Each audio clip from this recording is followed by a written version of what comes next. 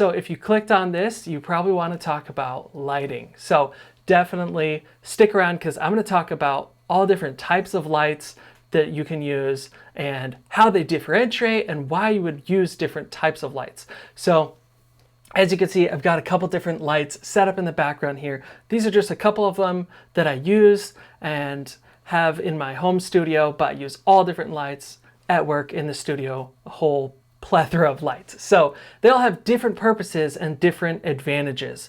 So there are a lot of reasons for using different types of lights. It all depends on what kind of shoot you want to do. So definitely leave your questions in the comments below and I will try to get to them if you have questions about different kinds of lights and things like that.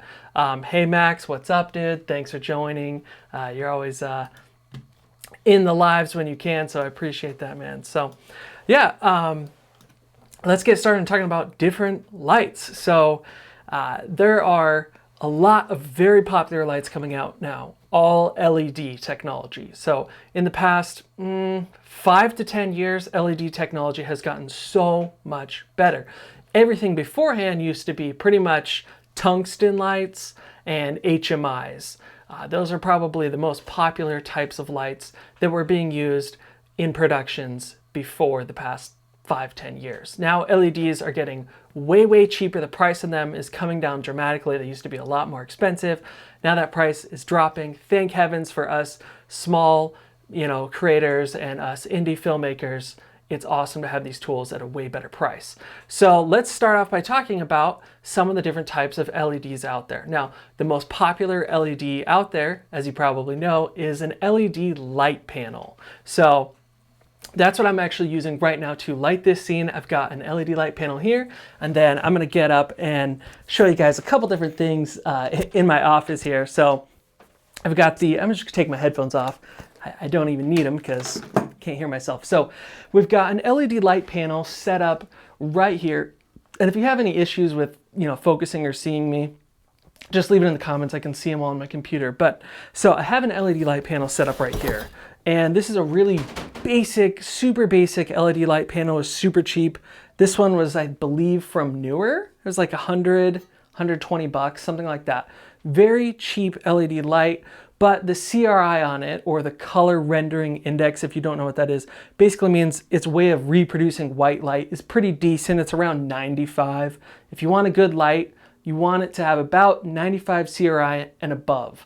If it's anything beneath that, it's gonna give you some color cast like in green or magenta, that kind of stuff. So I actually have a gel on there right now because this is not a bicolor light. So a lot of LED light panels coming out now are bicolor. And the thing about LEDs that you have to understand is it's impossible for one LED light, like one actual little bead on there, to change colors. So if it's a bicolor light, usually it's a 50-50 split. So usually they'll have a 3200 Kelvin array of LEDs. So like one row will be 3200 Kelvin and then the next row will be 5600 Kelvin, a much cooler temperature. So they will intermix those all the way down. So if you want to go warmer, you dial that knob in and it'll go warmer, but you're not actually changing the light bulb itself. You're just changing which ones are on and how brightly they are on. So I'll dim this down a little bit. Okay, so that's as low as it can go, but you can't really see, but there's all those different rows, so it'll actually mix and give you the right color temperature you want if you get a bicolor light. This one I got is 5600 Kelvin, so it's a standard daylight balance LED, and so I just put this color temperature orange or CTO gel on it that came with it to color balance it to 3200 Kelvin because I like to use 3200 Kelvin light temperature anytime I'm lighting someone's face. So you can do whatever you want and your scene definitely is going to determine what color temperature that you use. But for me, when I'm doing lighting of someone's face, I typically like to do 3200 Kelvin because those nice warm colors actually make the skin look a lot better instead of doing something cooler like daylight balance. So I try to stick to a tungsten color when possible for lighting someone's face. So anyways, thanks everyone for jumping in and joining me right now. All right, I got a question in here in the comment, just taking a look here. Oh, okay, so Patrick Scott says, hey, what do you think about people that think that the light is just there for making sure that the camera can actually see what there is to be seen, and you can just boost the ISO up and then you can see, I think is what his question is like. Some people only think that you need lights or ISO for getting good light. Yeah, I definitely disagree with that. I shoot a lot on the Sony a7S. I was just looking for it. Here it is. So I do a ton of shooting on the Sony a7S. And this thing, as you know, is the beast of low light. But it does not mean that you're going to get a great image just because you can boost your ISO way up. The way that your actual image looks is all based around the lights that you're using, how you're lighting, how you're shaping everything.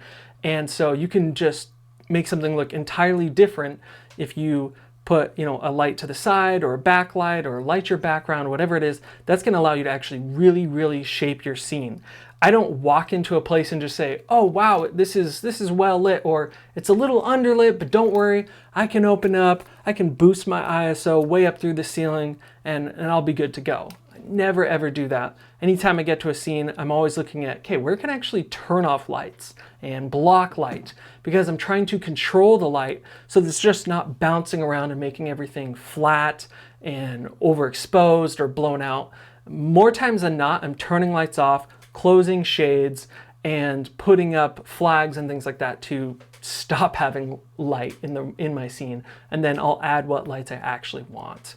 So hopefully that kind of answers your question there. Okay, so Max asks something similar to what I just said. He says, would you start by turning the room lights on, then bringing in your own light, etc.? So no.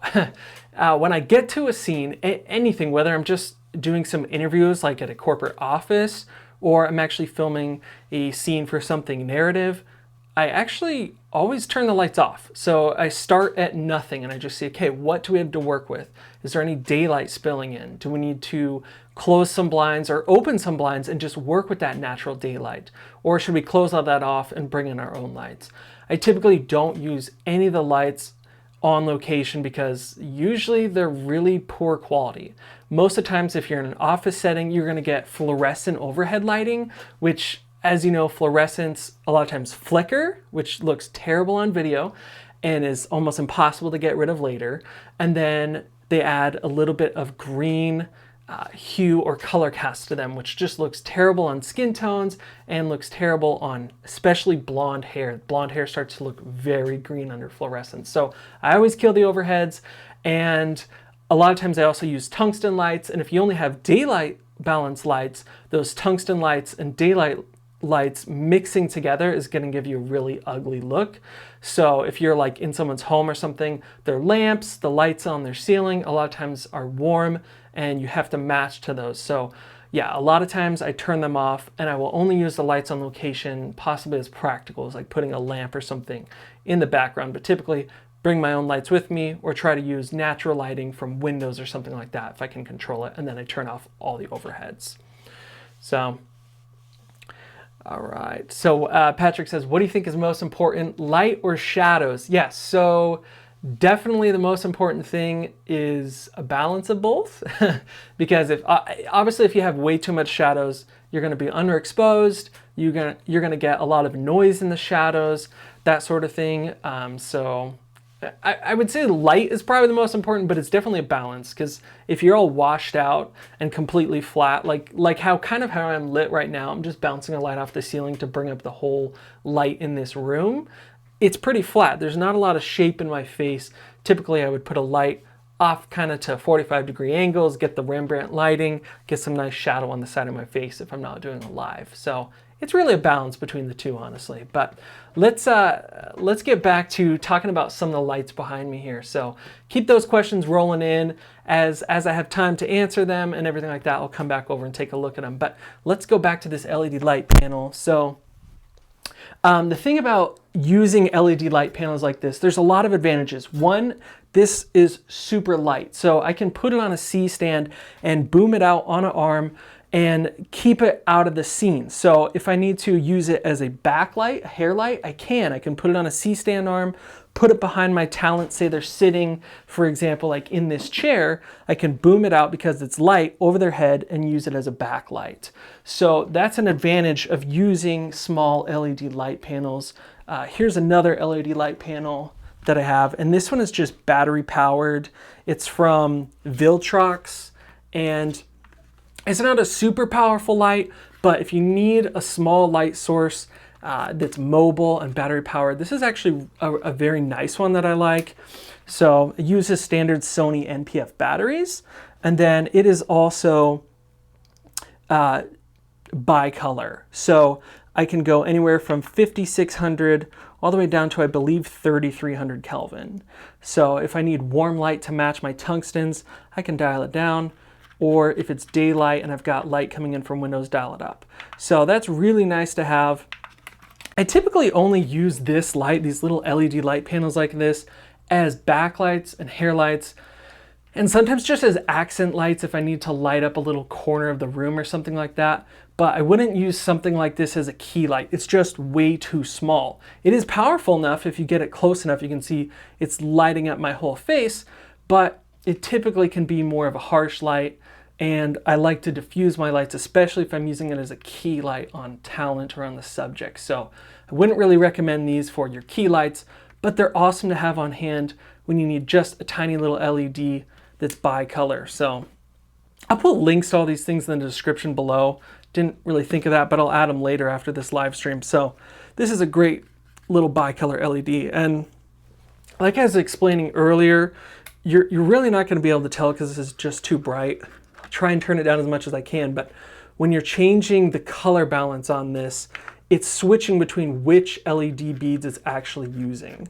So each individual LED bead lights up. So all the warm ones are lit up right now. And then when I switch it over, all of the cool ones light up and the warm ones turn off. So the actual LED beads themselves are not changing colors. It's just changing which ones are on or off and what intensity they're at. That's something to keep in mind, because when you buy a bicolor LED light panel, it's going to have different strength capabilities.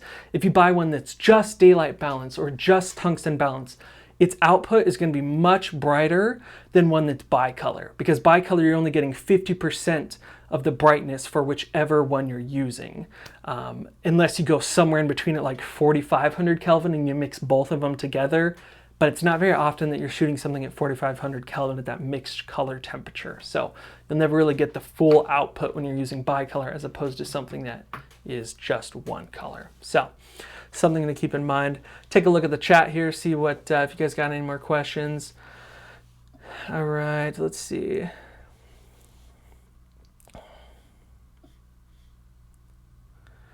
Okay, so Patrick is asking about, is it obvious if you shoot day for night? I mean, using tungsten lights in daylight and then setting the white balance, for example. Yeah, so I hope I'm understanding your question correctly here, but I shoot day for night. Day for night.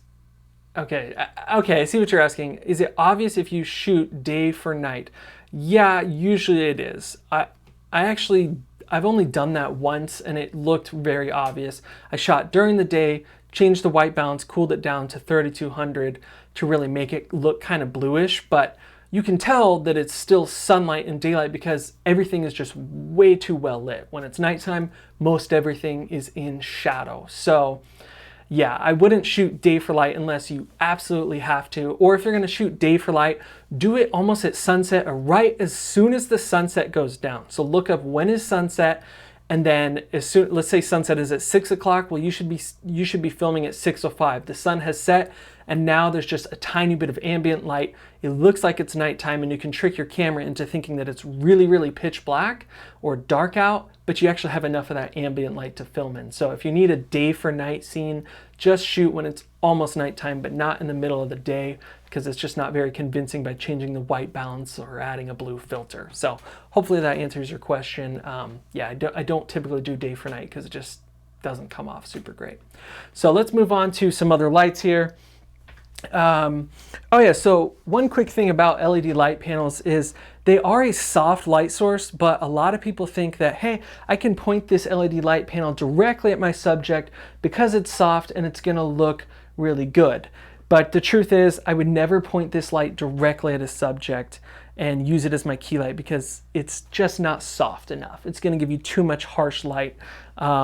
Most LED panels are softer. It's not very directional. It's going to give you a bright, broad source, but it's too harsh still. So on these little LED light panels, I use these pop-up soft boxes from Defuse. Got them on Amazon. I think they're like 15, maybe 20 bucks, something like that. But yeah, you can look them up. They're Defuse, and it's kind of a one size fits all. So this fits on a 1x1 LED light panel, which is extremely common. And I just pop it on, and it typically gives me enough diffusion for putting this right on a subject.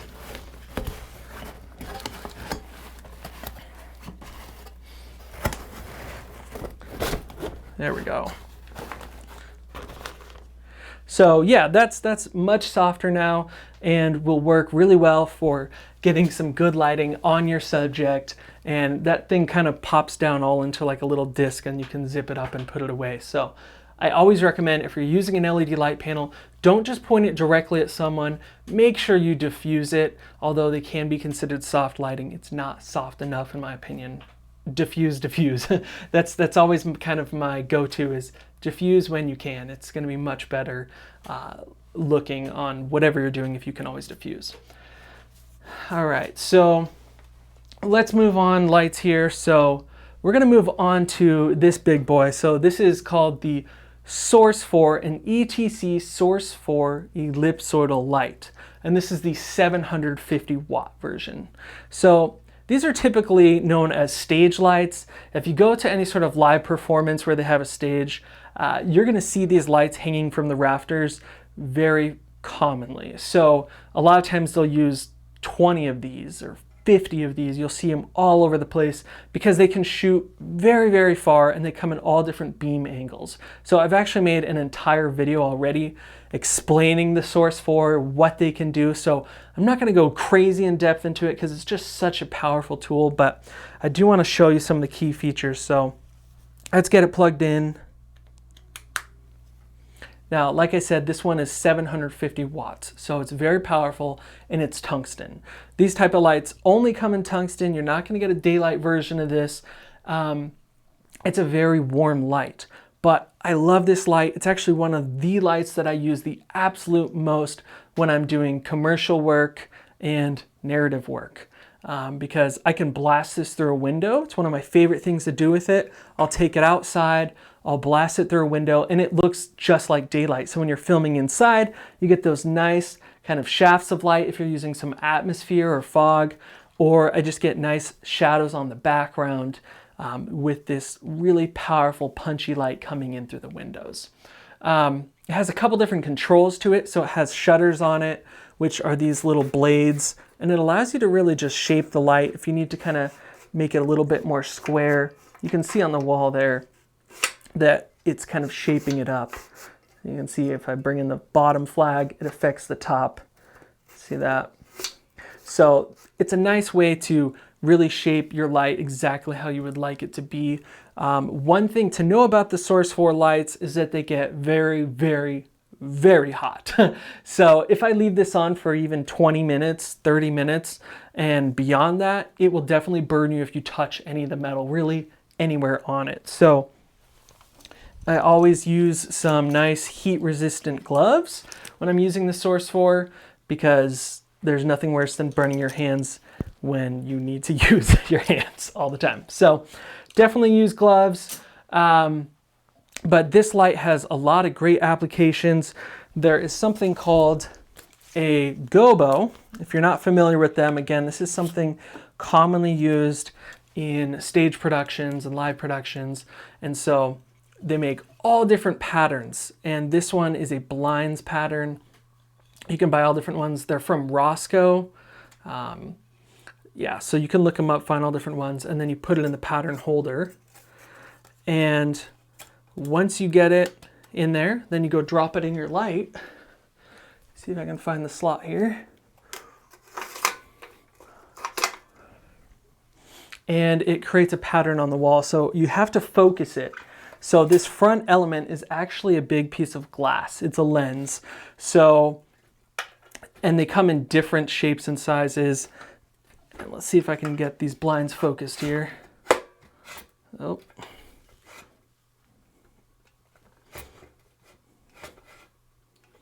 There we go. So it's hard for you guys to tell. It's totally overexposed, but there's a blind shape on the wall there. Sorry, it's completely overexposed for you guys. But the further back I go, you can kind of tell. There we go. Put it on the black.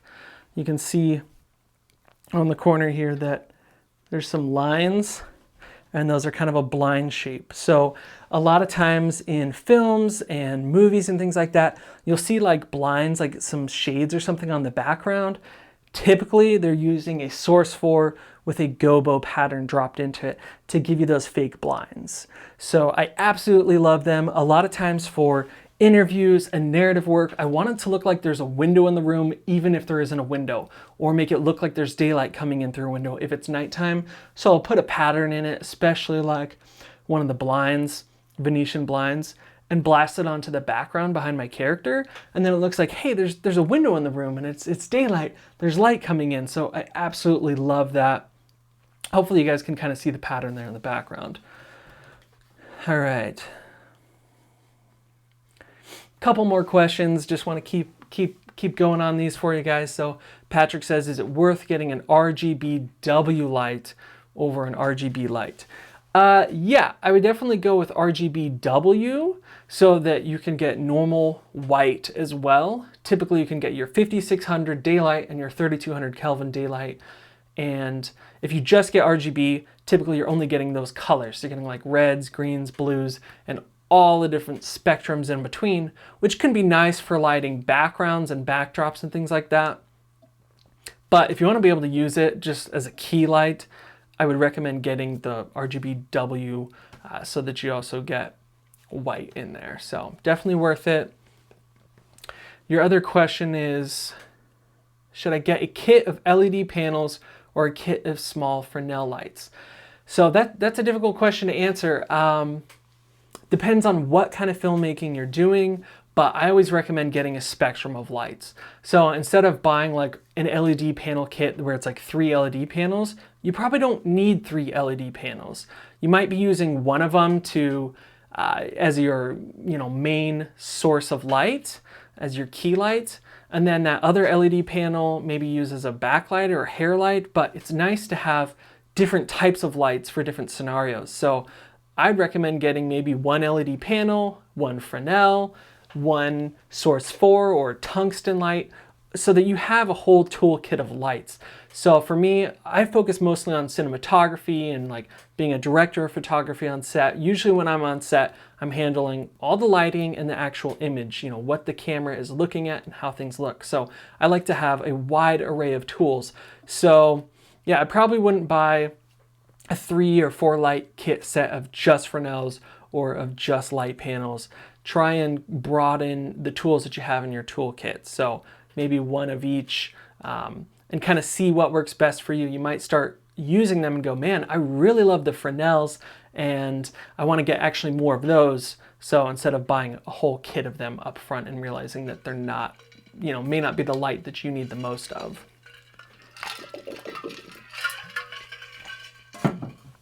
All right, so let's keep moving on.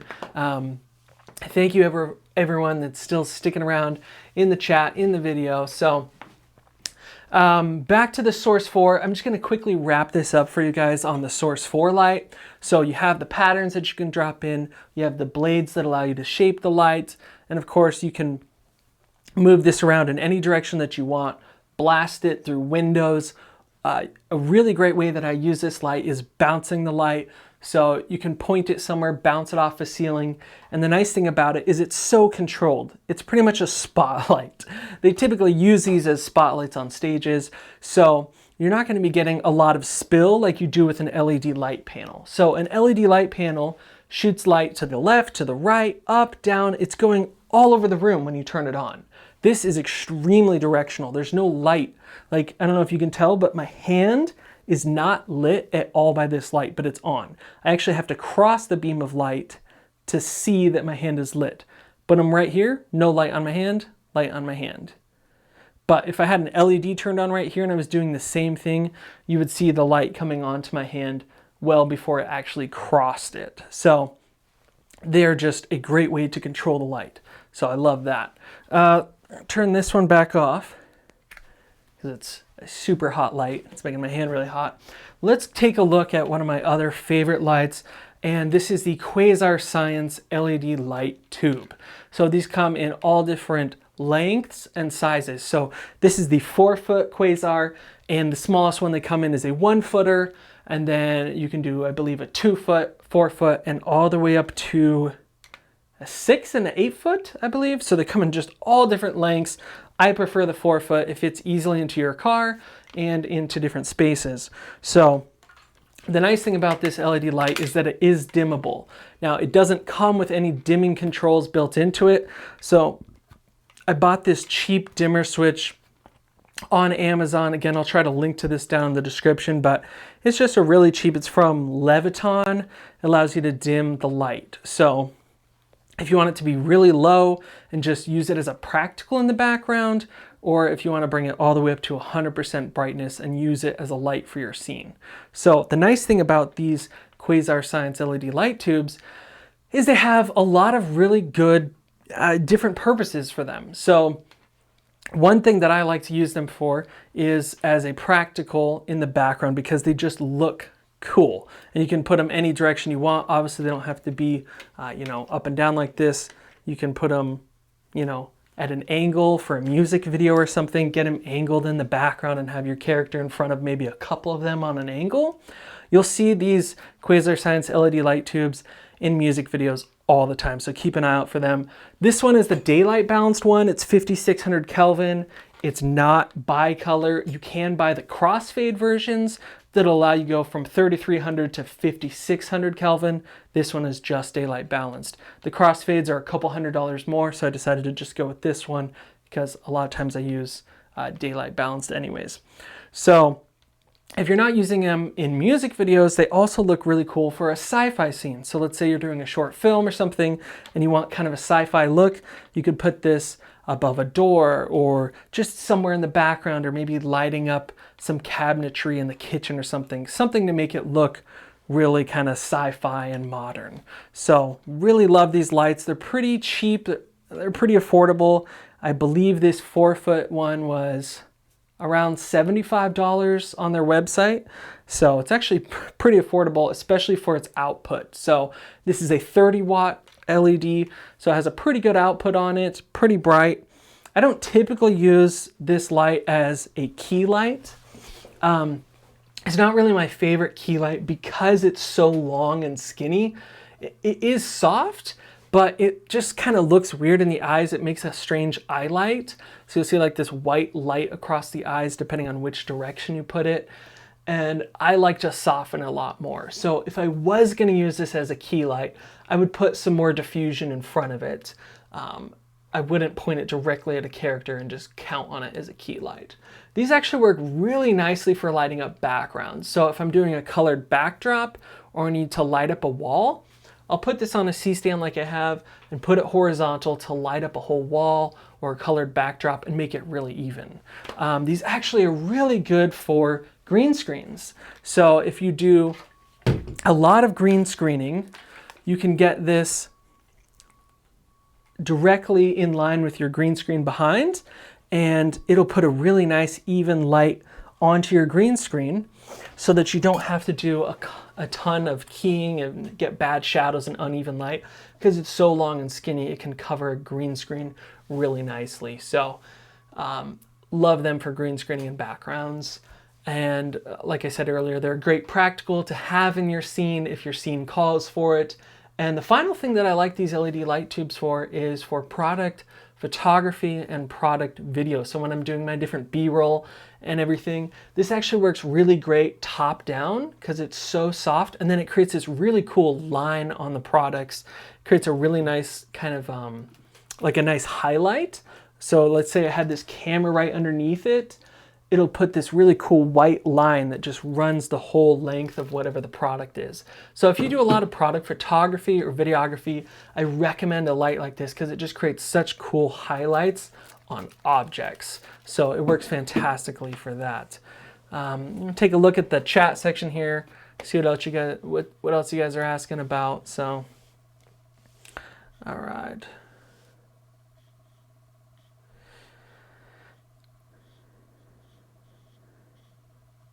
Okay, so Patrick's got some more questions for us, advantages and disadvantages of using gels. I'm actually going to dive into all that, and then if your lights die, can you get them repaired, or do you have to buy new ones? And is there advantage of a big LED versus a small LED? So great questions. Thank you, Patrick, for sticking around and throwing some good questions my way. So let's talk about using gels. I'm going to turn this light down here and talk about gelling. So I've got actually a roll of gels here that I use pretty frequently, and they do all different things. So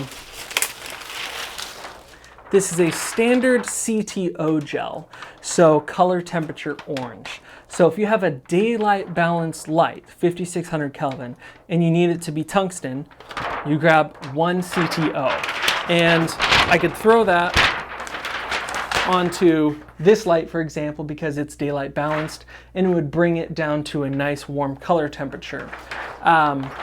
The thing about using something like this, it typically cuts out a good amount of light, like 1 to 2 stops of light. So you're going to have a pretty significant reduction in your light output when you're gelling. So that's something to keep in mind if you have to gel your lights. Another thing about using gels is that it makes your light source less hard. So if you're trying to have a really harsh, hard light source, like a lot of times, I'll use the Source 4, and like I was saying earlier, is I will blast it through a window. And when you have window light, it should be cool. It should be 5600 Kelvin. If it's coming in from the outside, it should be at least that cool. Well, this light is 3200 Kelvin. It's way too warm. So I will get a CTB, color temperature blue, and gel it. But as soon as you gel the Source 4, it loses a lot of its kick and punch. So let me get this turned on. All right, so now I've got the Source 4 on, and I'm going to take this gobo out actually. Got a glove on so I don't burn myself because it is so hot. All right. Okay, so we got that out. Now, this light source is very harsh right now at 3200 Kelvin, and it provides a really good punch when you're going through a window. But as soon as you put your gel on there, your CTB, all of a sudden it becomes way softer. So it's kind of hard to tell on the wall over there, but the light source just got a lot softer and less bright. So if you need harsh shadows to emulate sunlight and you're trying to match the outdoor colors, you got to understand that this is going to make your light softer and have less light. So that can be a bit of a challenge. There's all different other gels you can use as well. I'll show you just a couple of them really quickly. We have a plus green. So let's say you are lighting and using fluorescent overhead lighting. Like Max said earlier, he was like, do you turn the lights off when you get on location? Do you leave them on? Let's say you have to leave them on because it's an office and it would look funny if it's really dark because you don't have enough lights. Well, your key light that you brought, let's say it's daylight balanced, it needs to match the overhead lighting. So if you want it to match those fluorescents that put off that ugly green, well, you gotta add ugly green to your lights so that everything matches. So that's a nice gel to have on hand. And then I'll show you one other one. We have a minus green. So this adds a little bit of pink. So if you actually want to gel a fluorescent light, so let's say you have an overhead fluorescent light in the room that you want to leave on, but you want to take the green out of it. Well, you're going to add a plus magenta to it, and this will take the green out of it so that it looks more white. So yeah, all different gels you can use for all different purposes. Now, of course, everything's going bicolor or RGBW, so gels are becoming a little bit obsolete. Because honestly, I can dial in most of the color temperature that I need on my bicolor lights. Or if you get RGBWs, you don't need to add blue or red or whatever color to make it really pop and give you that really cool color. You just dial it in. You don't need the gels. So with the advent of LED lights, gels and things like that are getting much less popular and less used. So hopefully that answers your question on gels.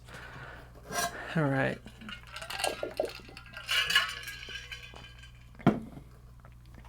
And just to quickly sum up, you asked, Patrick asked, should I use small LED light panels or large LED light panels? That really just depends on how much money you have to spend on LEDs. So, for example, this LED light panel back here, like I said earlier, was about $100. It's a small 1x1. It gets pretty bright, but it doesn't get extremely bright. I'm going to turn the live camera here so you guys can see, but I am lighting this scene with a giant LED light panel. So this is about 1.5 feet wide by 2 feet, something along those lines, and it's from D&O. Absolutely love this light. It gets so bright, it's bicolor, but it is much more expensive. So that light is, if I remember right, it's about $500 or $600. And that's because you're paying for that max output, just a ton of light. And it also gets pretty hot because it's so bright and powerful. So, and it's very heavy too. So you typically have to use a much heavier light stand with it. When you get those really big LED light panels, you can't put them on a C-stand and boom them out onto an arm. So like if I were to add a boom arm to this, I couldn't put a really heavy LED light panel at the end of it because it would just fall over or bend the actual arm. So when you have those small light LED panels like this one, you can put them on lighter stands and you can boom them out on C-stand arms and get them over the top of your talent's head and out of the frame of the shot. So that's a huge difference between these little LED light panels and the big ones like I just showed you is the weight. This thing is teeny tiny, super light, and that thing is like 15 pounds. And you have to use a really beefy C-stand for it, and you're not really going to be able to put it over anyone's head or anything like that. So major differences between the size of LED light panels there. All right.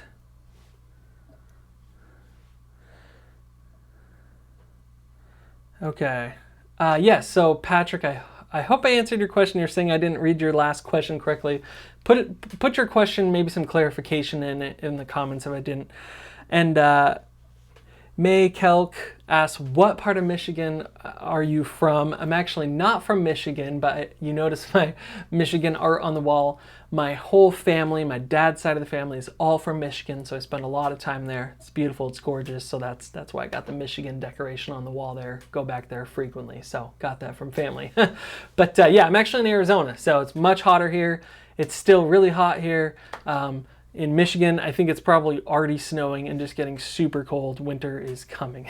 So anyways, let's talk about a couple other LED light panels here. We are getting on to 40 minutes live streaming. If you guys are still finding this interesting, definitely leave a like, leave a comment, ask me your questions. Thank you guys so much for dropping in on this. Let's talk about a couple other lights. So we've talked about the LED light panels. Now let's talk about LED lights that are chip on board, or COB, C-O-B. So this one is from Aperture. It is the LS Mini 20. And I love this little light. It's very versatile and it's relatively affordable. For its price, it's a little expensive. I think it was about 270 bucks. It doesn't, it's small. And so for 270 bucks, I thought, hey, this was gonna be a little bit bigger and brighter light, but being this small has a ton of advantages. So what is COB? What's chip on board? So I'm gonna try and show you guys here.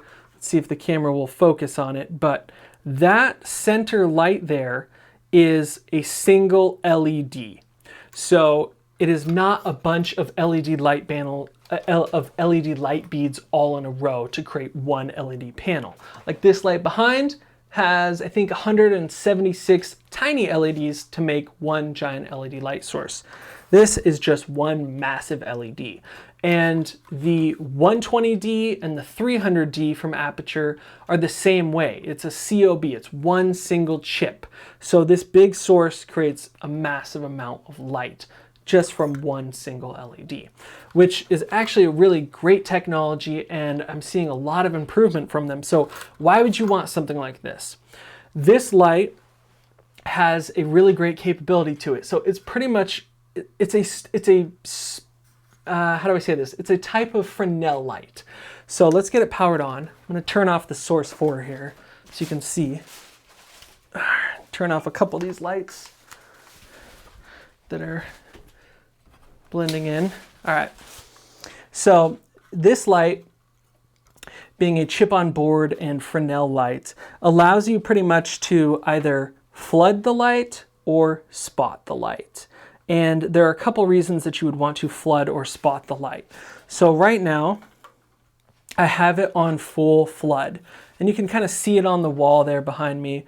It's a large flooded source, and that works nicely for different things, but I can turn it, and that actually moves the light inside, moves the mirror, pretty much projecting the light out, and makes it much more spotted. So now I have a tiny light source. And if let's say that I just wanted to light up one tiny portion of my scene, like maybe there's a cool picture frame, or I just need to get one person's head just as a back hair light, and I don't want it spilling around the rest of the set, I want to spot it in. And because it has these barn doors on it, I can do that even more. So I can cut that light to be much more narrow. And now if I want to do that, it actually works better when I put it on flood. It gives you a better cut. So you can see these barn doors allow me to really slice the light, and see, it can kind of I can even rotate the barn doors around, and that'll give me a different slice. So let's say you want a cool cut of light in the background. Well, this kind of spices up your background, gives you a cool slice of light. So you could see how that could be a nice advantage. That's not something you can really do with an LED light panel, because these LED light panels like this one is way too big and soft of a light source that the barn doors really don't do anything. They put barn doors on most of these LED light panels, but the barn doors just don't really cut the light. If anything, it kind of cuts the light off the ceiling or off the floor, but you can't shape the light. So when you use a chip on board LED light source like this, or the ones from the 120D and the 300D, it allows you to absolutely shape the light because it's a small single light source. And so then these barn doors actually are effective and allow you to cut and shape the light the way that you want to. So I love that. Now, this little light gets pretty powerful. It does dim anywhere from 20% all the way up to 100%. See if I can turn up the brightness here. There we go. Make it a little bit brighter for you guys. I had it on 20% earlier, that's why it looks so dim. But yeah, so it gets pretty bright. It's actually 6,000 Kelvin, so it's a very cool light. It's not bicolor. They do make a bicolor version, but the reason I didn't do that, as I mentioned earlier, is you get a reduction in output by doing bicolor because it has half the amount of LEDs when you do the bicolor. So I wanted it to be all single, and so when I actually want to cool this down or warm this up to 5,600 Kelvin, they give me a bunch of little warm gels that drop into the top here, and then it'll warm up the scene. And you can add more of them if you want to bring this to 3,200 Kelvin, that tungsten warm lighting. You can do that, but it's going to reduce the max output of the light because you have to gel it. So I absolutely love these lights though. If you don't have any Fresnel lights in your kit right now, I highly, highly recommend getting a Fresnel light, something that you can go from flood to spot, because it just gives you so much capabilities. So many capabilities that you don't get with LED light panels. A lot of people, when they first get into cinematography and lighting and YouTube and whatever it is, they go right for the LED light panels. They're the cheapest, they're the most common, they're bright, but they have the least amount of control. So just think about that. You want to be able to control your light. If you just get LED light panels and blast them around, not a lot of control. The Source 4 has the absolute most control possible. It has the internal flags for flagging the light. You can drop in patterns, everything like I showed you earlier, tons of control. These Fresnel lights, like this one and other ones on the market that are LED Fresnels, have a ton of control. LED light panel, like the one in the back, least amount of control of your light possible. Those are much better for bringing up the ambiance in the room or shining through diffusion if you want it to be a key light. But again, you're going to need to flag it off if you want to keep the light off of something. This is fantastic for being able to control your light. So highly recommend this type of light. I'm going to jump into the comments, see what else is going on with you guys. Okay. All right.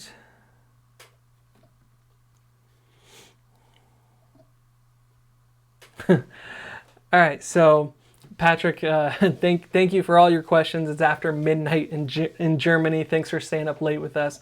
Really appreciate that, man. So hopefully I'm answering your questions. Your question, just to quickly go over, you're talking about small LEDs versus large LEDs. I hope I answered that. With the LED light panels, it's hundreds of small LEDs, and they all combine to make one light source. With the chip on board, it's one large LED that puts out different lights. So hopefully it kind of answered that question for you. The one large LED actually gives you more control if it's a Fresnel light, whereas a bunch of small ones, a lot less control, but it still can give you a good amount of output. So I'm hoping that that's answering your question there. Yeah, so just a ton of different lights out there for all different purposes. And you know, the title of this video, you know, is like, what lights should you use for cinematic lighting? Well, there's no one perfect light for cinematic lighting. There's all different lights for all different purposes. And that's why I've kind of lined them up for you guys and tried to explain the different lights out there and their different uses.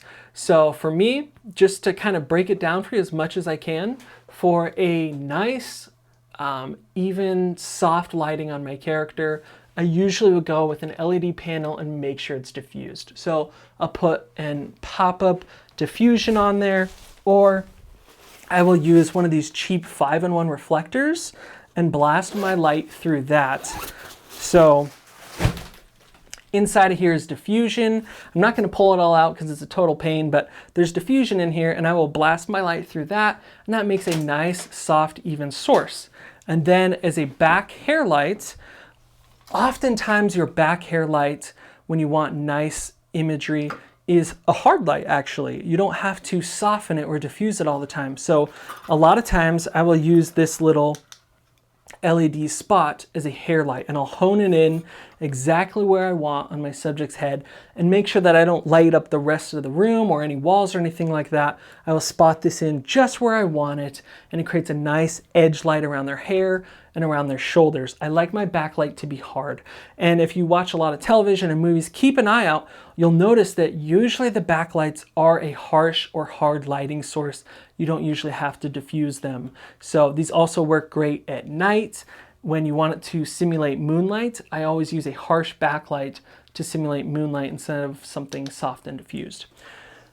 Now finally, for kind of spicing up the background and creating that cinematic imagery, I will use the Source 4, like I was saying, and put gobos in it so you get Venetian blinds or branches or trees, whatever it is. This works fantastic for lighting that up. And then for music videos and sci-fi stuff, these LED lights as practicals in them work fantastically. So again, there's just so many different types of lights out there, have all different types of uses, and just don't stick to one light only, because it's going to inhibit you if you stick to one light only. You want to have a lot of different lights available to you in your arsenal. So I highly recommend buying different ones. Of course, it adds up, it gets expensive, but if you don't already have good lighting and you're thinking about getting a new lens or a new camera, maybe you should focus on the lighting first. So buy a couple new lights of different types that you need instead of buying more camera equipment. Invest in the lighting, diffusion, gels, a couple things that are going to help your scenes look a lot better. So maybe you're using a cheaper camera, but you can make your lighting look really good through a couple new pieces of lighting equipment.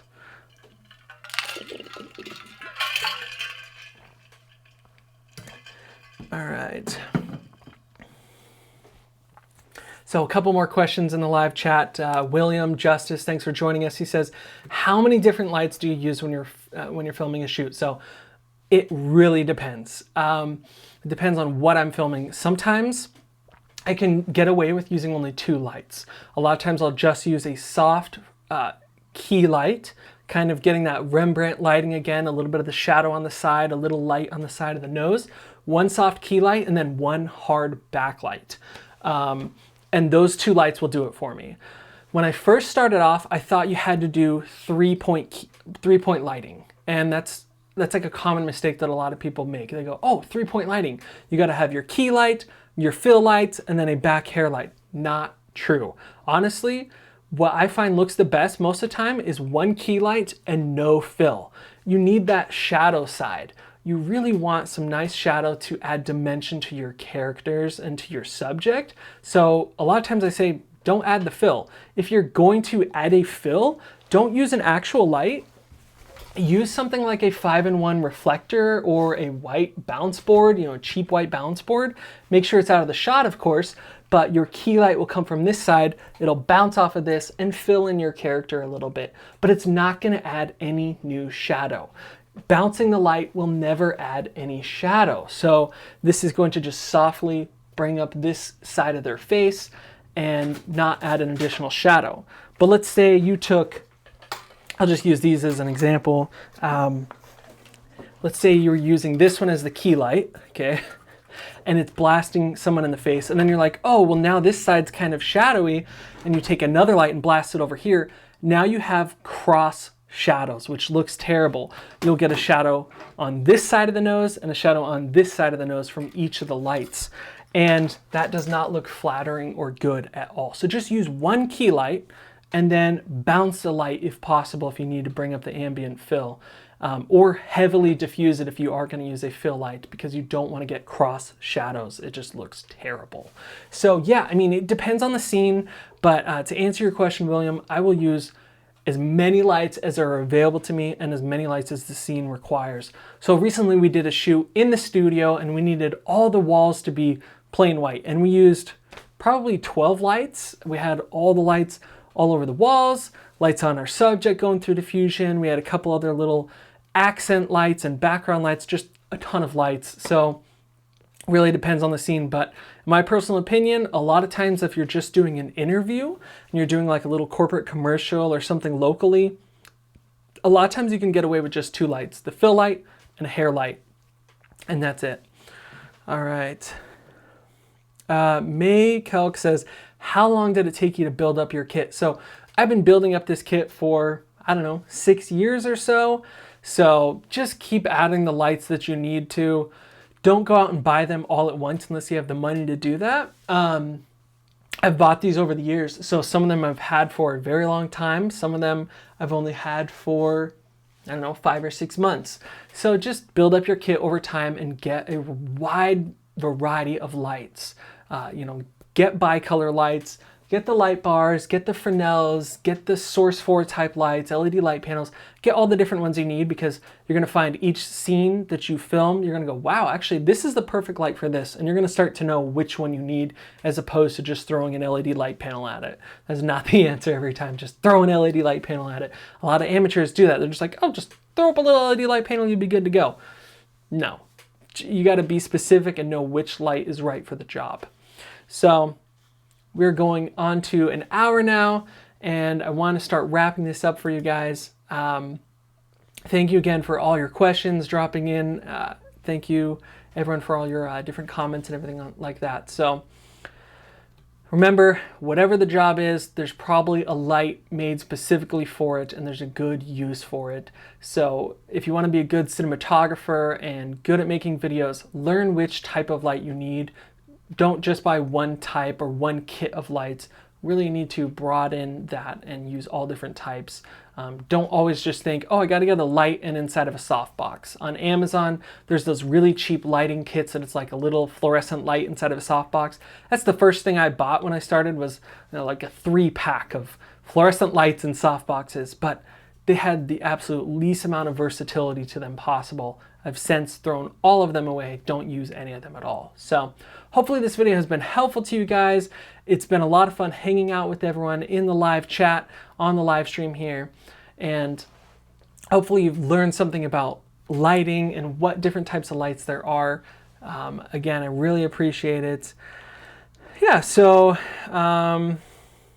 yeah, that's pretty much it for the live stream, guys. Thanks again. I'll try to do this more often. I've been trying to do live stream once a week, but it's been a month since I've live streamed. So I'll try to do it on Saturdays for you guys. Thank you so much for watching. Get out there, keep lighting, shooting, making awesome stuff. I've got a ton more videos coming your guys' way, so have an awesome weekend. I'll see you guys